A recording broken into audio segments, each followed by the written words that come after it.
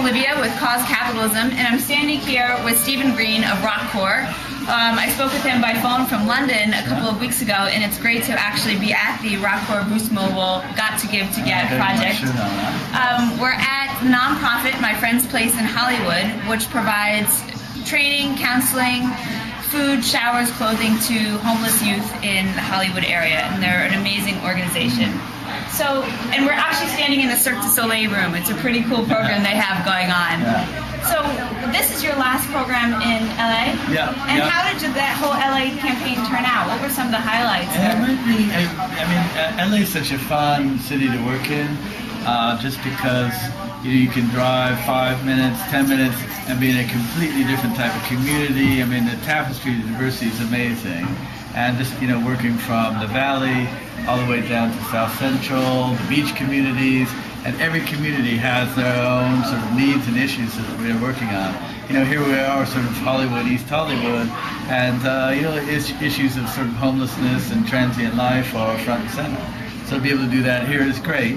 Go down to South Central where there's sort of more issues about certainly poverty and food and hunger, and working in city gardens down there is really cool. Hop over to the beach communities and do some environmental stuff. I mean, LA's great like that. It's great. Yeah. And can you tell me how you got plugged into My Friend's Place?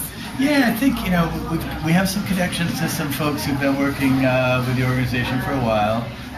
In fact, My Friend's Place is supported pretty well by the Hollywood community. I mean that with the big H. So a lot of the artists that we've worked with, sort of their representatives and agents are involved in the organization, and we've always wanted to do something with them. The mission's incredible. That's great. And I'm so impressed with some of the graffiti work that you have. So how do you get these different local artists to come in and contribute? It's pretty easy. It's like, we're going to be in your community tagging up some walls, and they're like, well, wait a minute, you're not.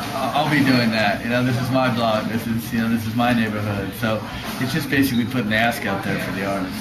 Cool. And then Flyleaf, the band, they're performing tonight at the concert, came today and helped paint the room. So how did you get them here today? Yeah, to actually roll up their sleeves. Yeah, I think the appeal to artists is also a pretty easy one. I mean, the musical artists, we've talked about the taggers, but the musical artist is do what you normally do. Just play a gig, and you're going to inspire 3,000 people to do some work in the community.